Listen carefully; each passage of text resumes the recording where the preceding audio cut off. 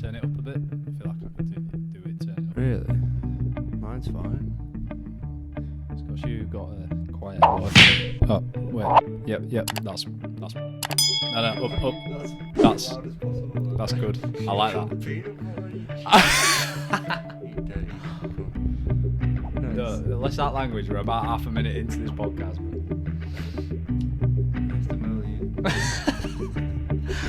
Moo. Oh my god, I'm so sorry. That's too loud. What, you want to turn it out?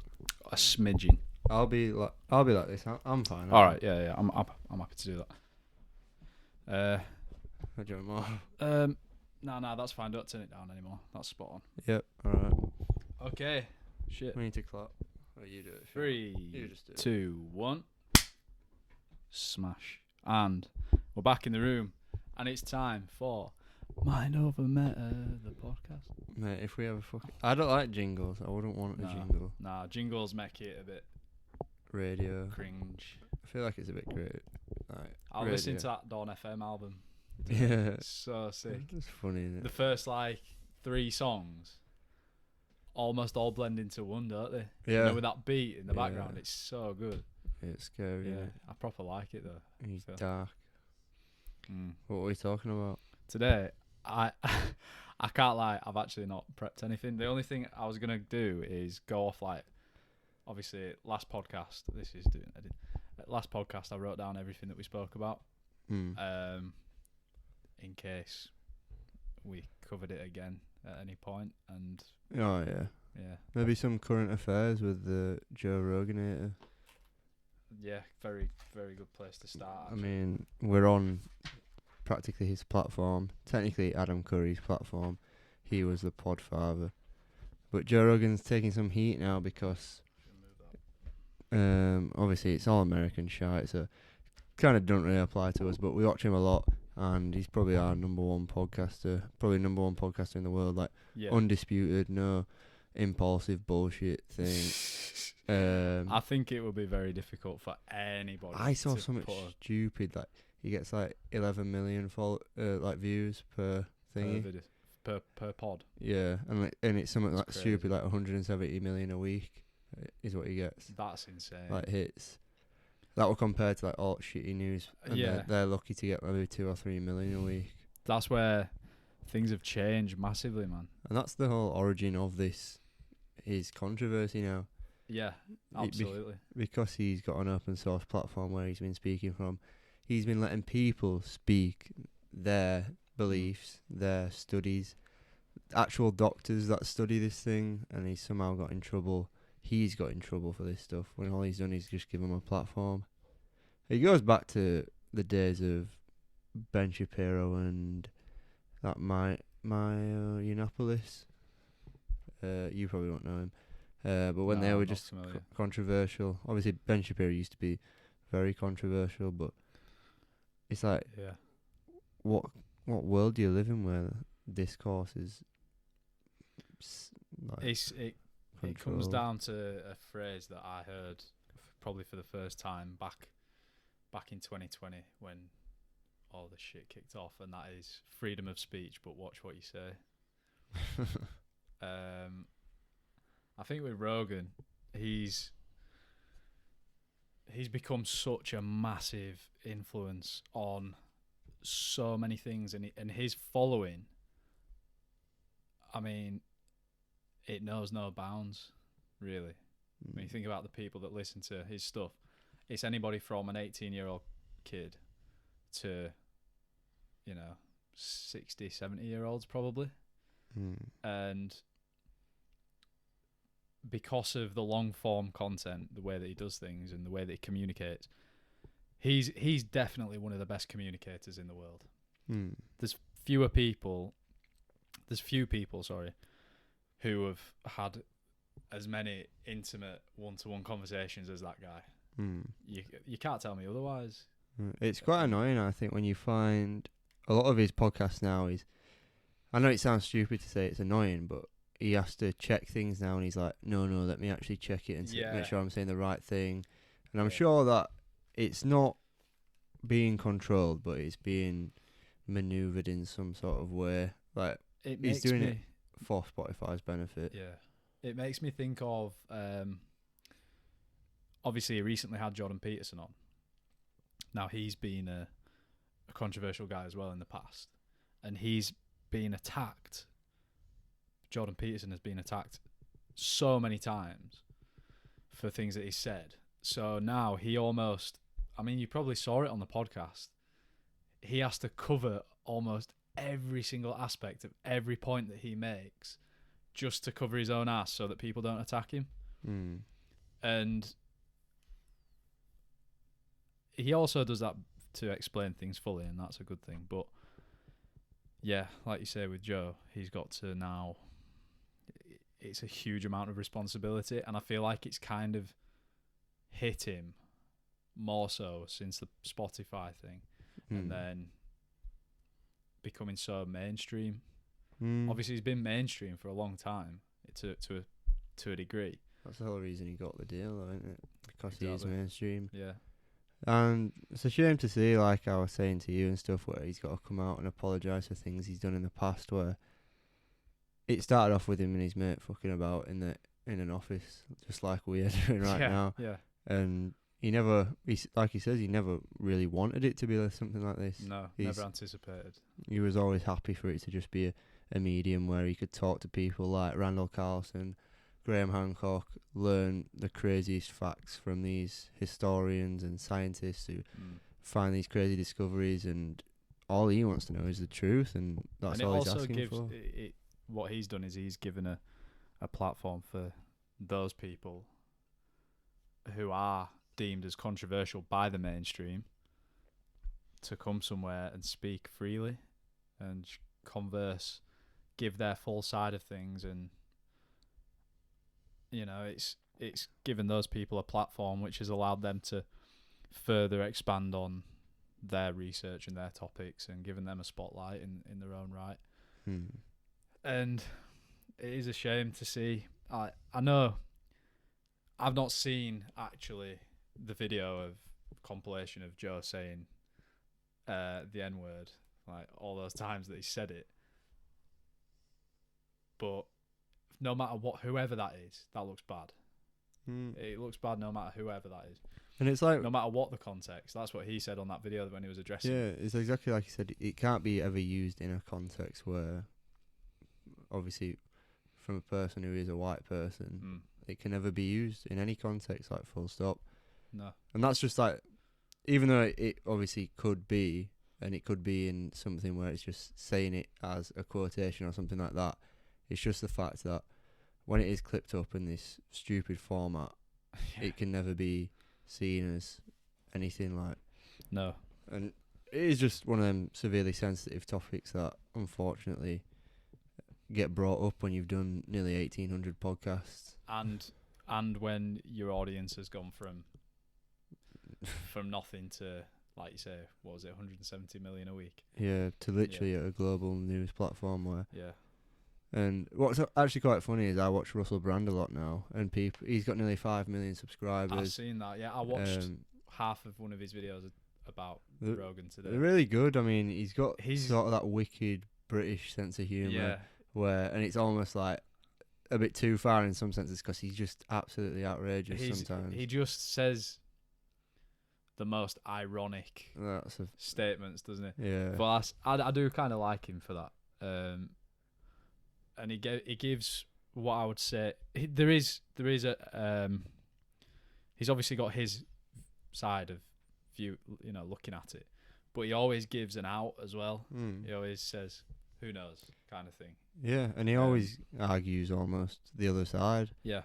And I've recently watched him. I don't know if you've seen him on True Geordie yet. No, I've not watched that. I noticed it. Really good. I think, like, I always found him quite hard to listen to because his vocabulary is so extensive to the point where he says these words, and just due to the context of the sentence or something like that, you could kind of understand it. But sometimes he'll just just come out with some crazy word that means something that I don't know. I was talking to a guy I worked with about him, and he said he didn't like him, and he said he just uses fancy words in a complex order to make himself sound smart when he's not.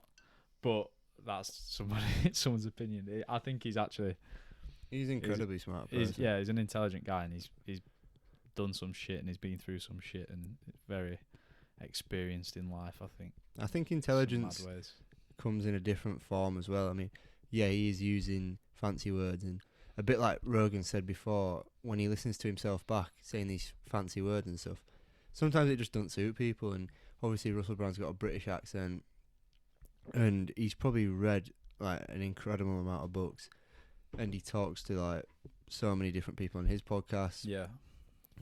You can tell when somebody is putting it on, and if you listen to him repetitively, you'll know that it's just part of him. Like, he uses these big words because the points he's trying to convey can only come down to something so specific where this word will apply.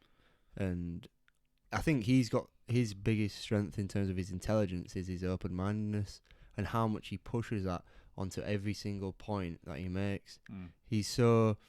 Like, I was watching the Nancy Pelosi one that he literally just posted today, and he was talking about the government and all this shit that's going on, and she was just like berating this, like campaign. They do campaigns like, oh, vote for me, I'll do this, all this bollocks.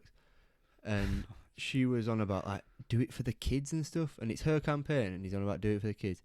Basically, on about some sort of politics, and then he's just like, it's almost like if we were just all open-minded about this stuff, didn't have a democracy, and that can obviously be a huge talking point and stuff like that, and made his own minds up and voted for people who were actually true. Because he was quoting a lot of Bernie Sanders, and Bernie Sanders were explaining out all these other things, and he basically, his point at the end of everything, it wasn't don't vote for Nancy Pelosi, vote for this side and this side. It was just see everything for as it is, take it as an open-mindedness and make your own judgment. Yeah. And that's all you can't preaches. give fairer advice than that. And I think that speaks volumes about the whatever side he's actually on in some respect. So he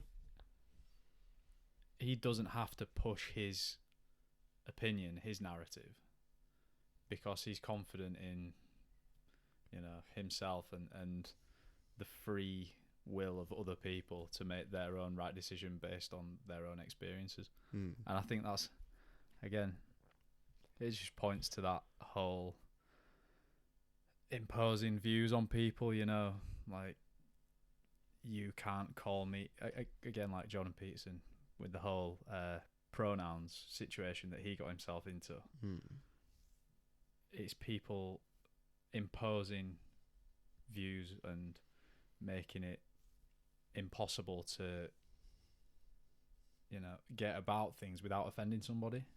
I think it all comes down to power as well. When you have people that are open-mindedness and willing to accept things, you lose power, because who controls somebody who's free, who's free, literally, mentally?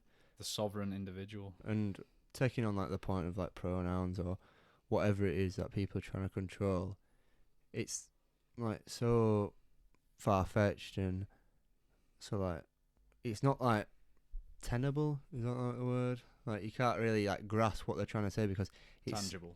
Yeah, and it's so like minute, because they're just latching onto these stupid things, trying to distract you from what else is happening. Yeah. And like, did I bring it up in the last podcast when I was like, oh, what if this COVID stuff was like a cover up for Epstein and stuff like this? Yeah. And it just makes you think like, how much, think about what it's been 50 years since we've been to the moon, 50 plus now, isn't it? Yeah. And I think we've spoke like about like how the hell we've not been back. And I think it's shit like this. Like, people talk about the downfall of society being when people start mixing fluid genders and stuff like this. Like, if you go back to the Greek times, I can't remember who said it, but when you're focusing on these such stupid points and stuff like this, and like, we still got poverty, we still got people without clean water, and I know I sound like some sort of fucking, I don't know, preacher or something right now, but it's like, how many years have we been functioning to a point where we've got these people who literally are the richest people on earth, and we're all just so distracted by these points. Who did I hear talking about this? That we're so distant. On the More Plates, More Dates podcast, Joe Rogan again. So they were talking about, you watched it, didn't you? So they were talking in that about Bezos and the super, the Like uber ultra rich, yeah. Yeah. And at that point, you're so far removed from normality, your whole perception must just be distorted. Like you might look at your net worth at 110 billion, and the next guy up from you is on 120, and you think, oh, that fucker, I want to get to 120. And that's, that just made me think of that listening to it. That's something that I've recently thought about because I'm so, I don't know, because I'm chasing like a freedom in terms of financially free, so I can do what I want. Because I'm so obviously like money orientated in terms of trying to find something that I can be happy with, that I'll, just Allow constantly be earning. Yeah. It comes back to when that Diary of a CEO talked about it. It's like, your goal might be 10,000, but if you keep chasing that goal of 20,000 and more, it'll never end, because there's never going to be enough. Yeah. Especially when say you're smart enough and you're hard working enough to get them goals, and you're so goal oriented that you're just going to keep chasing, like you're saying. And it made me think a lot about my life, and it made me think of that Cam Haynes quote, and I think that Diary of a CEO said it as well. It's like, if somebody offered you 10 million, he said dollars, if somebody offered you 10 million pounds, but if you took it, you'd die tomorrow, would you take it? No. So it's like, well, why would you settle for anything less than that? So it's like putting a price on your life to live it.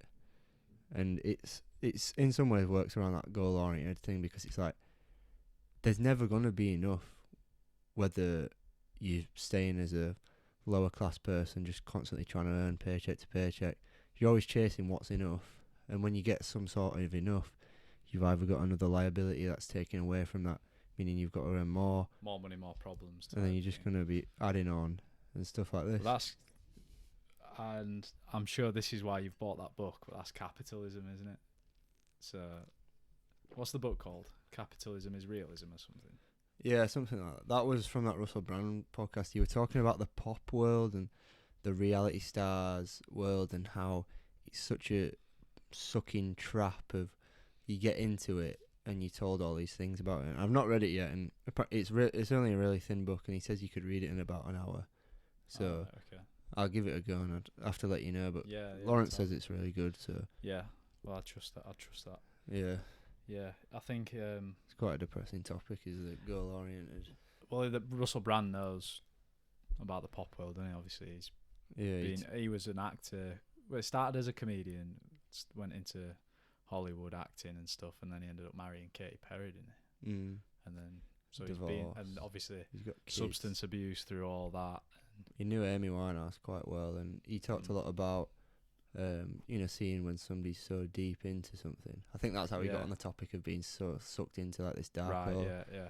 Because they were talking about Amy Winehouse only briefly, and they were saying like, when you look at somebody and you can see how deep they are in the hole, that you know that any sort of attempt to get them out would only suck you in, or take so much from you, that when they eventually did kill themselves or overdose, that it'd absolutely break you, that he could only offer like small bits of advice and just move on with his life, otherwise it'd overtake him. It is crazy. And I think as well,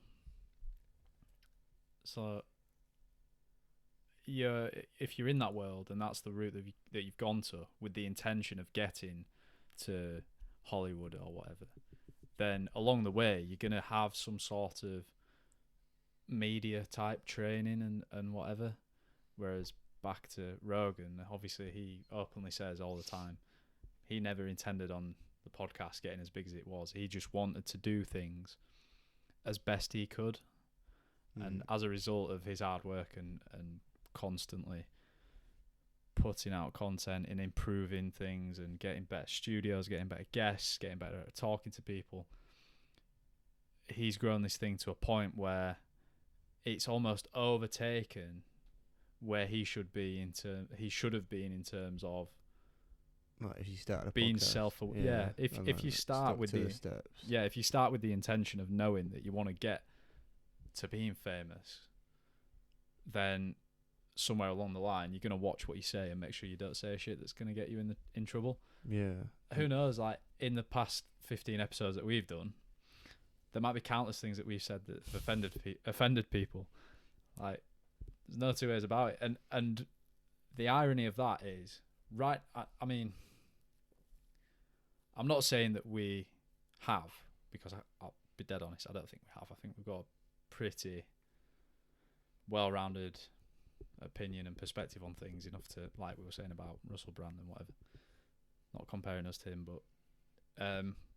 but in terms of what Rogan's done, so he did all those quote-unquote bad things back when it wasn't necessarily looked on as such a huge... I know it was always not an accepted thing to say that word as a white person, but in light of recent events and all how it's been brought further and further into the public eye and into the general perception of the general public, it now looks way worse than it ever did. Especially when you put it in someone's face in a bite-sized piece of information such as a TikTok or whatever it was that you can download instantly, and it's like, that's a lot of times to say that word and pretend that you're not a racist. And it's also like, you could never have imagined back in, I think he started in 2011, 2013, maybe something like that. You could never think back in them days that there'd be a point where people are arguing over what a person has previously said, because that was almost like the inception of many social media outlets. You would never think, even back then, posting stuff would come back to haunt you, and you'd never get to this point of cancel culture, because I don't even think anybody had ever been cancelled until about 3-4 years ago, something like that. And it's just a weird time. I'm just trying to think if there's anything I can remember. I mean, obviously, there's always been people who've done shit. Mark Wahlberg had a huge thing. He'd been racist on several accounts. Oh, really? And he's still a really big actor and stuff. And man, I don't know. It's just I think so many people can come back from things like that, and I there's no doubt in my mind that Rogan's fan base is big enough and strong enough, and not in a literal sense, but you get what I mean. Like, they're so loyal, but it's that they can look over something like that. And the fact, this is the other thing as well. The real diehard Rogan fans know how he communicates and know what he's like, and will I mean, perhaps I've got a biased opinion here because I'm one of those people. I know that he wouldn't have said something like that. Most likely, he would not have said something like that with the intention to offend anybody in that respect. I think that's the main but that point, still doesn't excuse him for saying it. No. I don't know, mate. I think one thing I took from when you were speaking about, obviously, Rogan making his own way to the top, and thinking about being not media trained. When we were on about Amy Winehouse, how she blew up, obviously, because she had an amazing voice, sick singer. She was a very extravagant, very out of the norm. Well, and it's stuff like that where you see several interviews of her where she's so not media trained that it's almost like a peacock, in it, like something so rare, and a bit like Russell Brand, like Joe Rogan, where they're different, normal people in a sense. Yeah, they're their own people, and that's the whole point. I don't want to say normal because they're far from normal, but they're sure of themselves. And if you're sure of yourself, people will be sure of you as well. And if you make that clear to people, that's why confidence is such that's one thing important characteristic.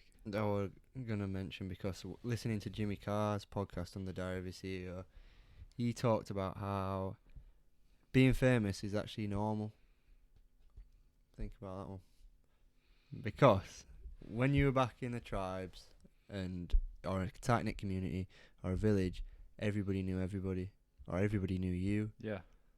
And the reason we've got Okay, this okay. absolute stardom over people who are so-called famous is because it's like everybody knows them. That's what it's like to be famous or whatever. And because we've come, like we talk about, like we've almost come full circle. We've absolutely swung out of nobody knows really anybody near or anything because the population is so great that it's come back full circle to a point where everybody should know everyone. And because you should feel like people should know you is because you feel like you've got some sort of worth to somebody. So like some sort of fame thing. Okay, yeah. So, I was listening back to some of Joe Delaney's podcast that he's done on Spotify, and he was talking about that. It's like he was basically talking about himself talking on a podcast and saying, "Well, I'm only doing this because I feel like I have something to say. I have something to share with people, and if people want it to be shared with them, then that's a good thing." Does that kind of correlate to what you were saying? Yeah, in a sense. Yeah. And it was just really interesting because that guy, I don't know how, but he was just like really smart, like smarter than I thought he was. And it kind of leads to this as Jimmy well. Carr or the other guy? Yeah, Jimmy Carr. Like I couldn't believe it. He went to Cambridge. All right. He like really successful, like a sales manager for Shell.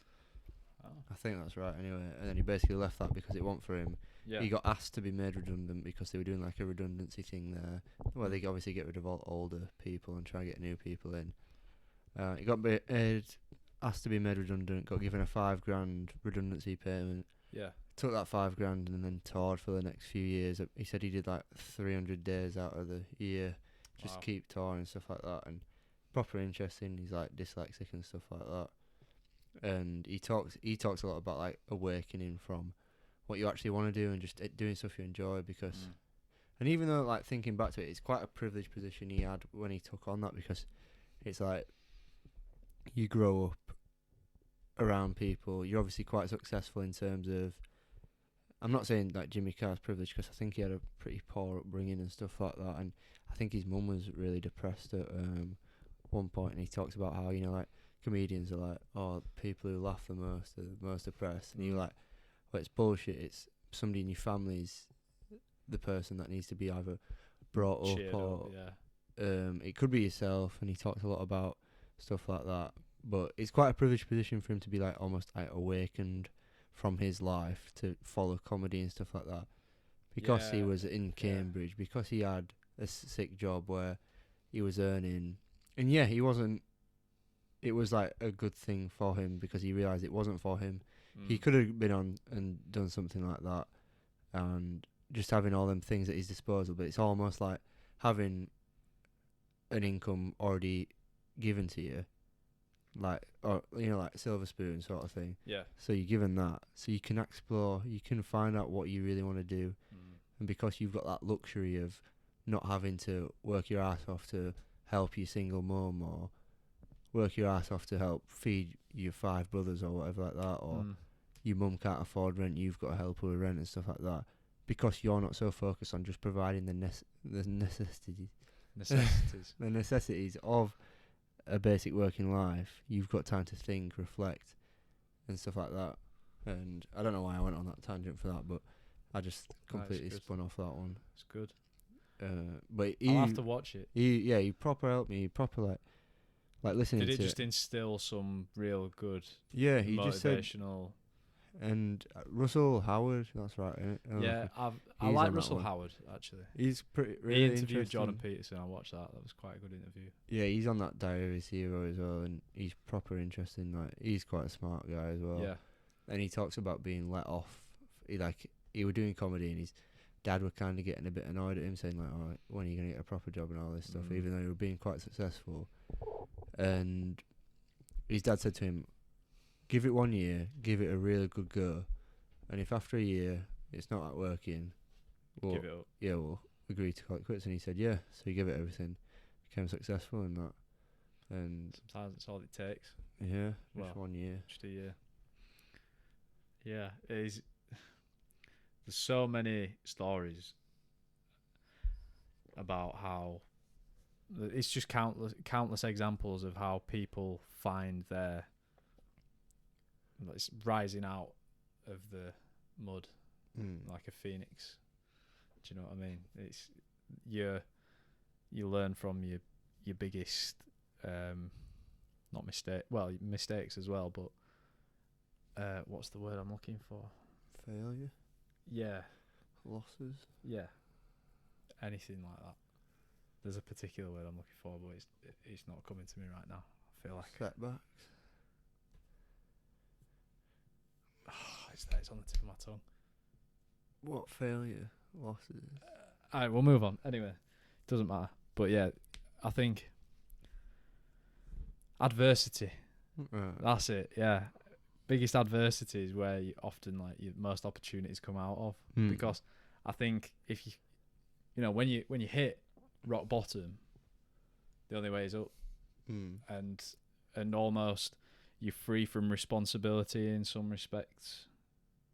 I'm not speaking from experience, but I can imagine, if you've been let off and I don't know, you've not got a great deal. You've got nothing then holding you back, so you can paint whatever picture you want to go forward. It's just a matter of having that mental toughness and the ability to manifest that and curate something that will actually give you everything that you want. Well, not even then though. You don't need everything. It doesn't have to give you everything you want, but just a way out of whatever shithole you've managed to get yourself into. Yeah, I think I've learnt a lot of that from these self-help books and stuff. Yeah. We've been on such a trek with self-help books, just being like, we need to read this because this will give us the keys. And Rich Dad Poor Dad, it's the key to fucking financial literacy and stuff like this. And I've got Still sick haven't of it. read it. I've got sick of it. Yeah, man. I'm not gonna lie. I didn't even read that many self-help books. Really, I've read a few. Maybe I could read some more. There are a few that I do want to read, but I've got somehow to a point now where I know how to help myself to a satiating degree. I don't. You know your bare minimum. Yeah, I'm satisfied with how I'm able to live a good, healthy, productive life, and I also know that if I continue to keep going how I am, I'm not gonna stay on a plateau with everything that I'm doing, but there are certain rigidities, if that's a word, certain constant factors, fixed factors that I am establishing and enforcing those in my life in a sense. But in that comes a lot of freedom as well, because then exactly. Yeah, I think there's stuff to be learned in it as well. Whether it is self-help books really do help if you are lost or if you are depressed. Obviously, that applies to different people and how that actually affects them. But it's a great building block, and it's great to find out whether you are a true hustler of somebody who's just going to absolutely grind their ass off and stuff like that. I think buying your first self-help book. And that's a step towards helping yourself in because you're acknowledging that you want to, that you need help and that you want to become a better person. The book isn't going to do shit for you if you read it and you think, well, what have I done? What have I done that for? What makes the difference is you can read it, you can think it's rubbish, but you acknowledge the fact that, right, this is a step along the way. This is a step up the ladder towards actually making a difference in your life. Yeah, and making that first step, like you say, is just it's just paramount to you understanding that you don't know everything. You almost grow up as a teenager thinking, yeah, I know what to do here, because you're such a rapid learner that you can almost learn anything. And I won't put it past anybody learning in the 40s, 50s. I'm sure it almost escalates the learning. You start learning so quick at an age to a point where you get to your 30s, your 40s, your 50s, and you realise you can still learn and you can take on these things. So you don't know everything right now. And it's because you can learn so quick right now that you think you do. And it's not only that, it's society that gives you these fucking stupid, unrealistic things that you should be doing this at this age and you should be doing that. And we've talked about this and how shit it can make you feel because you're always in comparison with somebody else when it shouldn't be like that. You can feel like you when you go to a college or a sixth form where the financial incentive, right, set the scene. You're at a college or a sixth form being taught by people who have had to do a degree to get into the position that they're in. Now, whether those people genuinely do want to be teachers and genuinely do care about educating the next generation, or whether they are the kind of people who see the opportunity to go into public sector as a teacher, get however many weeks of holiday off a year and reap all the benefits from that, you could be stuck with either one of those on the spectrum. And that's like the defining factor for what I'm about to say. So you're in a school, those are the teachers. You either got some of these, some of those. Doesn't really, you can't ever really know. It's just whatever's going on in somebody's head, isn't it, really? The same way you've got office workers who go into the office every day just for the sake of it because it's easy, 9 till 5, boom, done, paycheck, that's it. Live for the weekend, whatever. You've got your teachers who go to work, love the job. All the holidays and everything else is just a bonus. They just love helping and teaching people.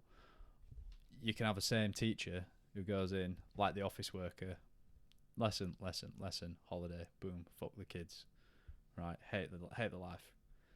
That's just a given factor. Mix that in then with the fact that colleges, sixth form, this is obviously specifically for the British education system, and I'm sure it's probably the same for others. They have a financial incentive to send you to university. They get money for each student that goes to university. They get fuck all if you go into a job or an apprenticeship. So there's a clear and obvious push, and I felt that when I was at college. And as a result of that and being surrounded by people who knew at the end of high school that's what they wanted to do,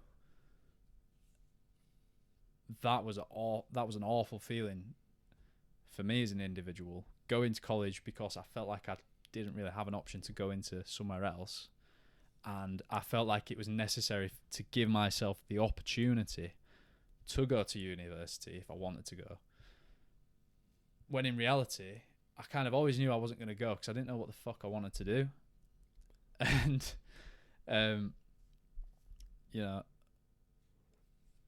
being in that situation, it felt like what you said, everything was overtaking me and I was playing catch up, and as a result kind of just lost the way a bit. And it took buying my first self-help book or whatever to set me back on that righteous path, if you like. And I think it comes back down to like the Dave lyric of you can work a 9 to 5 if it makes you smile at night, because working with these either jobs or university or something like that, you get as awful as it sounds, you get grinded right down to the bone, to the point where you are self-reflecting, to the point where it's just like the feeling you get when you're working for the weekends is just like, why can't I just be happy? Yeah. Just for the sake of it. And when you're getting these awful feelings about going back to work or whatever it is, or just getting pissed off at work, you just want to be happy. So it gets to a point where you're like we've talked about, you need to find your financial minimum where it's like financially free. Mm. You enjoy doing a job for a certain amount of whatever, or you find something that can supplement income, and you enjoy doing that, and it's just about happiness at the end of the day. Yeah. Because what the fuck else is there in this world for yourself? That's it, man. And at the end of the day, we are here, taking it right back now. I feel like a proper Mind Over Meta podcast. It's like at the end of the day, you are just a monkey that's got a big brain that's floating around on some big rock in the middle of space. Did I say this in the last pod? No, I might have. I don't think I did. We're just here once, and why fucking beat yourself up over things that you do actually have control of? I think that's a major thing as well in terms of. And I think we're not being idiotic or ignorant to the fact that, like we say, people have jobs, people have kids, people have houses to pay for, and we'll get to a point. We will get to a point where we need to do that, and whether or not we are still working or we found our happy medium of a job that we enjoy, and it can supplement that. We're not being ignorant to that.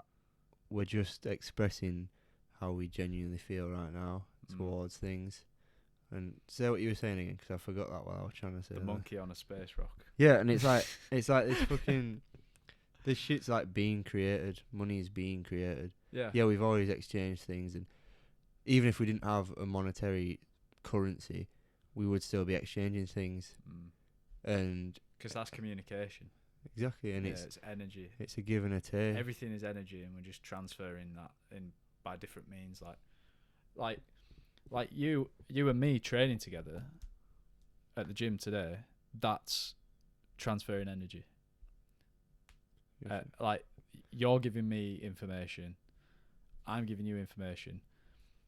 We're applying that communication, that form of energy, by the means of communication, and applying that energy in a particular direction to better ourselves, train better, develop understanding, and that's what builds great like relationships like we've got where to the point where we can have these conversations and fucking chew the shit and chew the shit, shoot the shit. No, don't chew the shit. Shoot the shit is what I meant to say. Yeah. Love shooting shit. Yeah. But yeah, I think what I was trying to say is like we're not idiotic, like we're saying. We're not idiotic to this whole concept of people have lives, and we're lucky obviously in the fact that we don't have any dependencies right now, so we can reflect and almost try escape this. From the blessed position that we're in, we can look out and say, oh right, okay, I see that I'm here. I kind of like it here. I don't want to stay here, but I don't want to go the other end. I want to keep going up. Yeah, I think that's a huge thing as well. It's like Jimmy Carr said this about going to college and university and stuff. He was like, oh, we're going to college now? Is that what everybody does? Let's go there. I think you genuinely need to fucking sit yourself down and find some time. And I want to start meditating again, or just sitting and thinking more, just because you genuinely need to listen to yourself and think what is right for you. Because people jump to a job, people jump to uni, people jump to buying a house, people jump to getting engaged to somebody that they don't fully mentally connect with. They just see them as the body that they're in. They kind of like it every now and then. They'll kind of do what they want to them every now and then. And they'll be so mentally off balance with each other that they can't understand each other. And it comes back to the ignorance of just doing what goes with the flow. So you can't, because you're just going with the flow of what this person says, you're getting this. Say if you've got an erratic partner who's always pissed off at something or annoyed at something, you're going to be annoyed because they're always annoyed. Because you're going to be like, oh, why are you getting annoyed at this stupid shit? But you can't help but escape that negative like vortex of this world, like a Tasmanian devil just running into your house and just spitting shit up.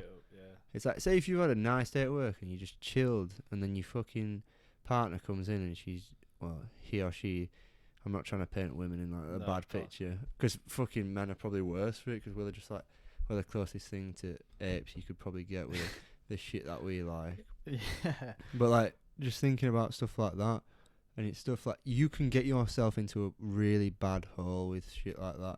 Picking a wrong partner, somebody and it comes back to communication. It's you just need to be so honest with them that you understand people are human and shit. Definitely, yeah. I can definitely vouch for like what you've just been explaining there. You know my situation. Like it's a bit deep to open up about on here, no matter how many people watch it. Like, but I think I've definitely realised within myself over the last couple of weeks, months, and such, going with the flow, like you said. I've tried in a weird way, right? I've tried to anchor myself down. You know, like I've said to you with the house thing, and obviously I've been looking at places. I put an offer in on a place, and not just that. Like I've tried to anchor myself down in other ways, long-term commitment wise, and upon reflection, you know, wise after the event, of course,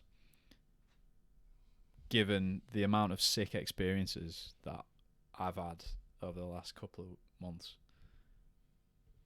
has brought to light once again like how good going with the flow feels. Like, hold on, before we go over this flow, let's just check cameras. I just got dirty feeling. Dirty feeling.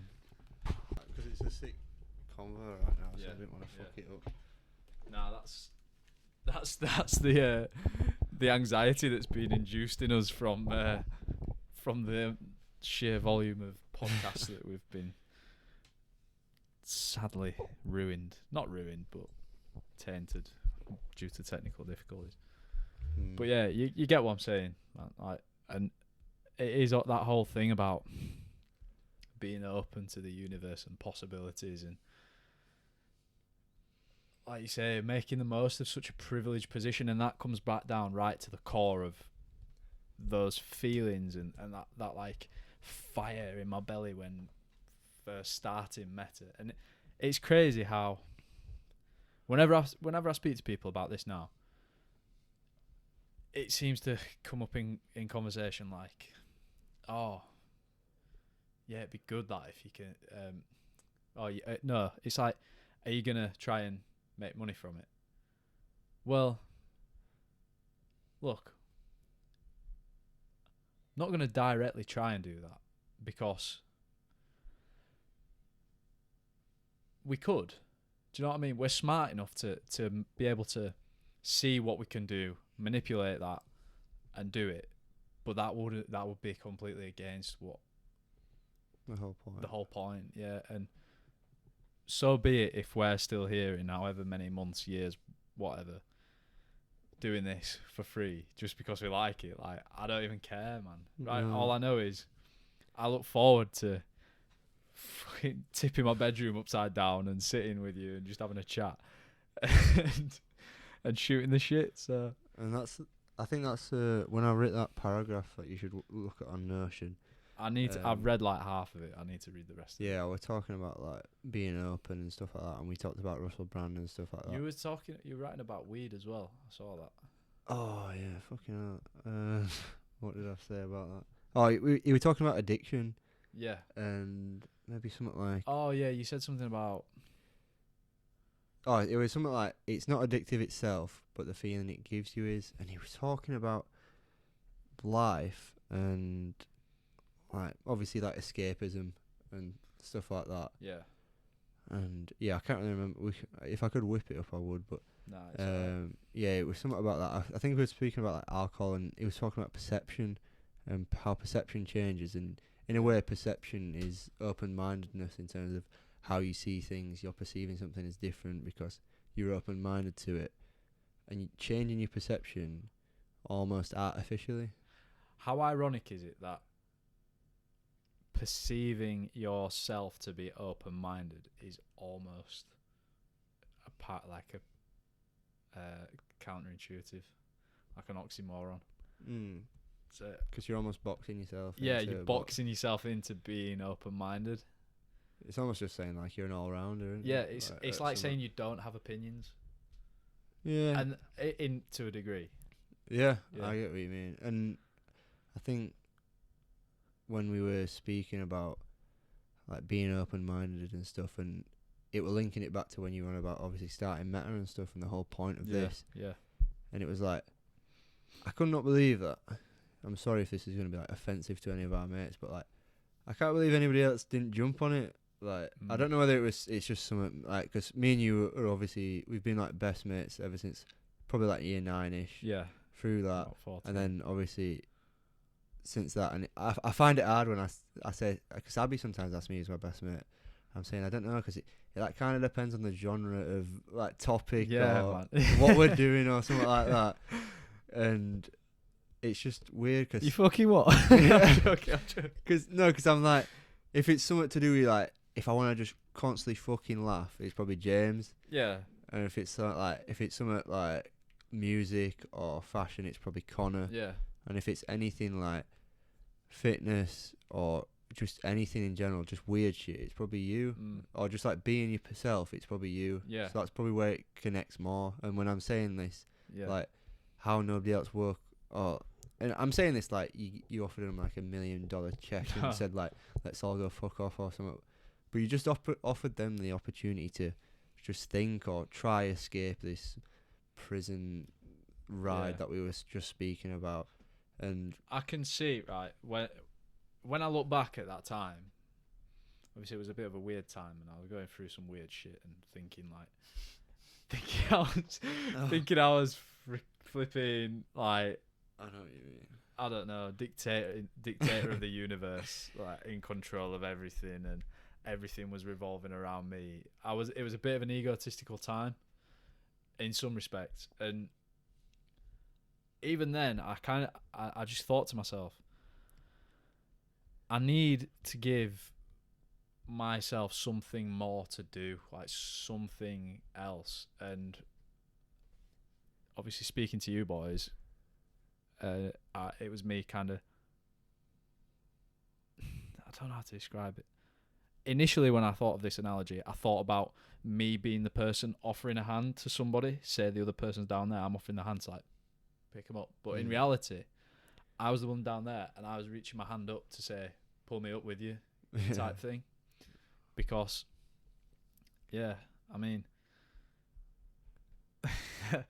it takes a bit of a weird guy to write like a 3-4 page essay, invite his mates round and read it to them, and then propose to start some crazy journey. And mate, I don't know, I don't regret it in the slightest, obviously.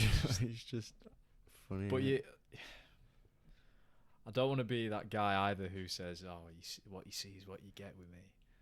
Because that's such a dicky thing to say. But you know what I mean? Like I can laugh at myself more than anybody could ever laugh at me, and I don't really give two fucks really about what people think. And I kind of feel like I've always been like that to a degree, despite all the the slight like social anxiety of high school and experiences like that. I have always kind of done my own thing. It was just a few weird years of trapping myself in a box and not getting out there. I think since I did that, my life's just changed massively. It's weird. I think about that then. I was just thinking like, what if everybody were just like, what the fuck are you doing?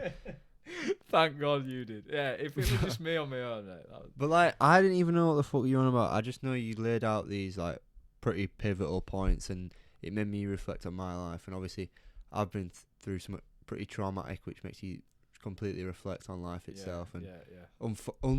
Unfortunately or unluckily, that for these other people that heard it, they've not had some sort of smack in the face or life awakening sort of thing. And there's nothing wrong with that. People go through their lives, and like it's like Rogan says, the worst thing to happen to you is the worst thing that's happened to you. Nobody can change that. Nobody can So your like meter of what's really bad is different, and like it's like all, you speak about your worst thing that's happened to you is probably that point in your life where you that thing, possibly. Like it can be.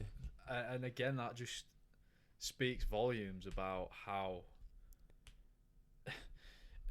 that's the whole reason why I wrote it, because I was like, why have I not actually like thought about it? Why have I not ever had anything really bad happen to me? Why is nothing ever? No, it started me questioning like, why am I just not doing anything? What's wrong with me? And then I started thinking, well, I've always had it easy. I've never had to go through anything. So I think subconsciously I kind of decided that, like you just said, what was happening to me in that time was that thing. And as a result, that gave me that phoenix feeling of rising from the ashes and being like, yeah, this is me now. Like I'm different now in a weird sense. But that, like, you know, the lobster analogy, like Jordan Peterson with like fighting or how if the alpha male lobster loses a fight, its brain has to completely reform to cope with the new levels of serotonin in its system. Me being that guy, that lobster in that time, realizing like, hang on a minute, you're a fucking loser. That's what happened. I was like, oh my god, I actually am. And then as a result, I had to just change my shit up, and I was like, nah, you can't be a loser. Like, that's not you. So then tried to do things different and told the boys, and only you believed in me, man. But I think I don't know why, but I'm just seeing this fucking thing every time we talk about something or I think about something or something happens in life. And it's sort of like that full circle moment sort of thing. It's like when we were speaking about self-help books and shit like that, when you do something, you go so far to the extreme that it's like almost surreal and shit, but you come back, and you don't come back to this point where you started, you come back somewhere in the middle.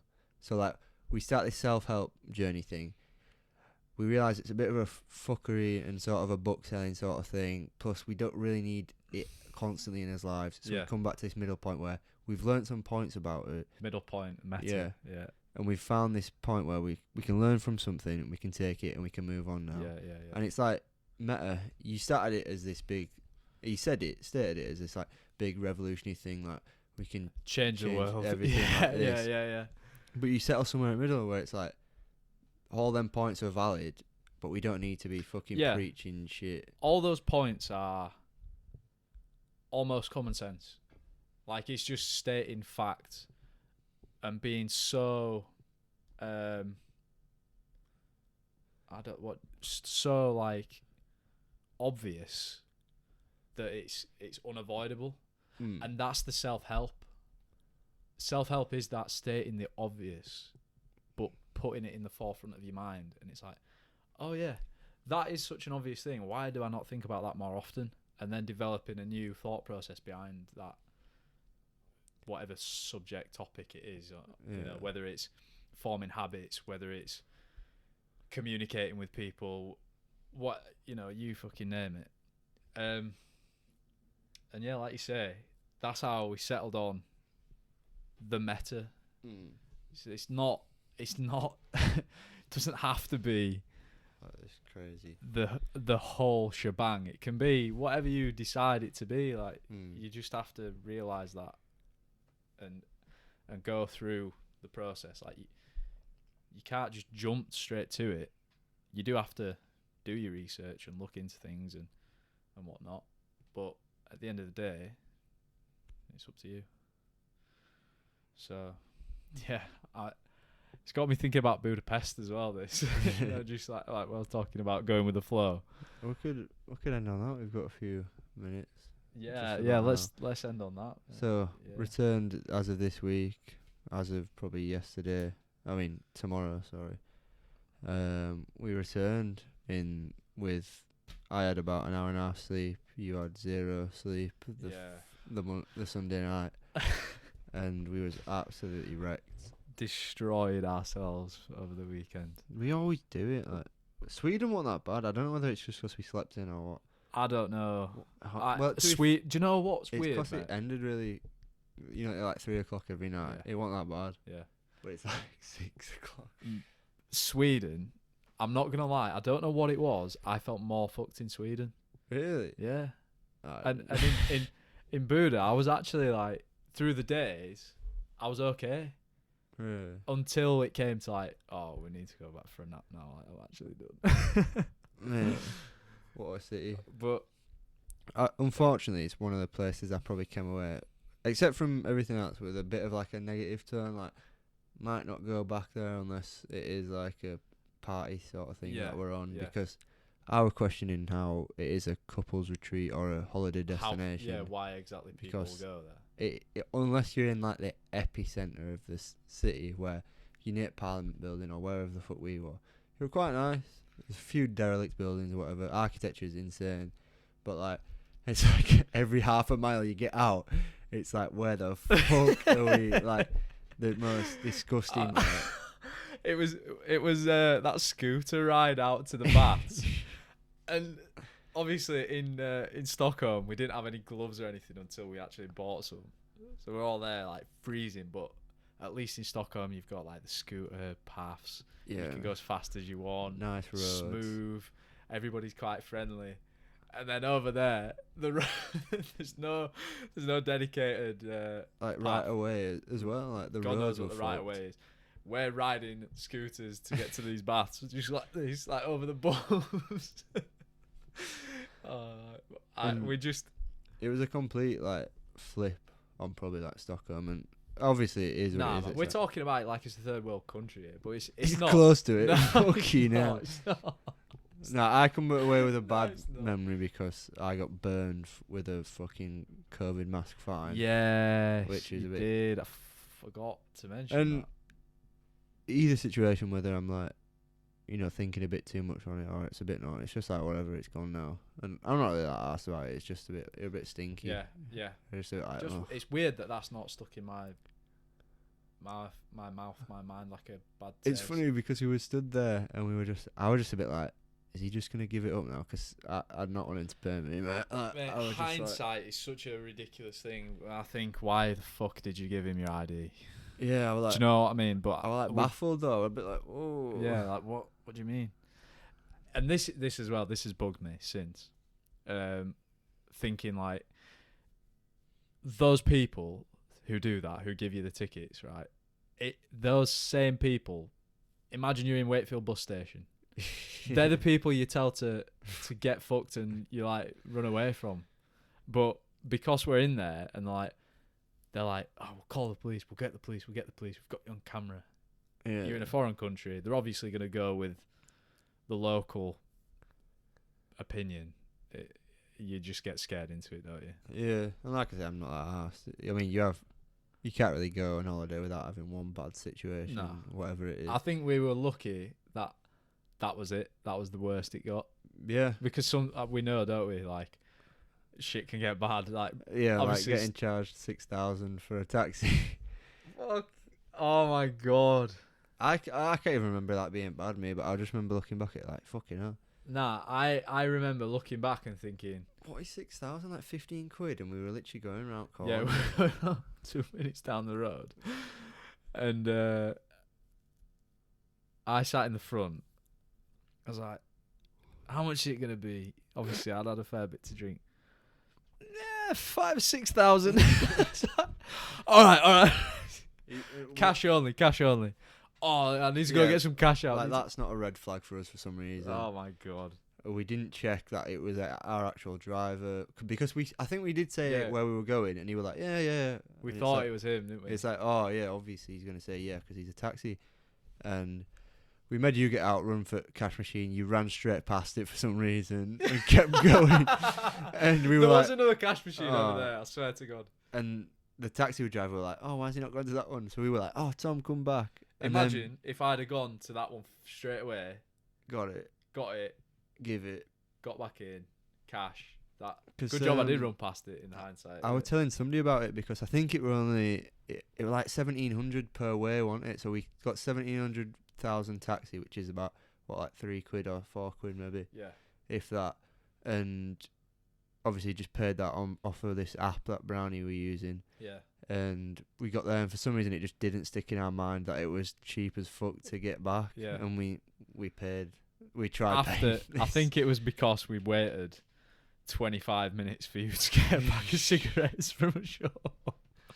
No, because we were waiting for the taxi anyway. We'd ran like half a mile to the shop, and Why did we run so fast? it was freezing. That's fucking Yeah, it why. was freezing. Jesus Christ. Brownie in the t-shirt thing as well. Oh my god. Mate, what a holiday. You reckon Buddha will be out by now? When's this going out?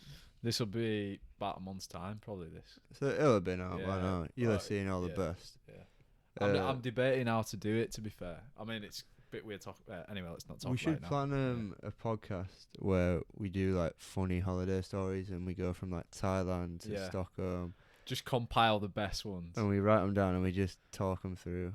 We've been talking about that Thailand one for a while, but I think that's a better way to do it. Yeah, we don't need to Just force company it. it into holiday like stories. Yeah. Just give ourselves a bit of proper like direction. Yeah, In some know. respect. And now that we're more on track with shit like this, we can definitely look for it. Yes. What's up? All right. Okay. Well, I'm pretty much done now. Just wrap it up. Oh, I'm fine, thank you. Yeah, Right. thank you. I'll come down. All right. Thank you. Sorry. And on that note, He's been texting me. I'll ship there. no, it's you. Yeah, we're on aeroplane. All right. Yeah. Yeah, that's Let's it. wrap it there then. Look forward to that one. Yeah. If you watch Budapest, drop a comment on it. If you haven't, then go watch it, because that's going to be such a sick video. Yeah. Any other topics that you've heard us talk about as well? Comments. Any thoughts? Like, let us know. We'd like to hear what people think. Yeah. And if you think we actually are talking a load of shit, or if we have got an open-minded perspective. Yeah. That's it, man. Nice one. Alright, cheers. Oh wait, let's do a quick thing for the thumbnail for this one, because I didn't get a thumbnail for the last one, and it was a bit. Yeah, that's good. Nice one. You can't play that. I won't put that in.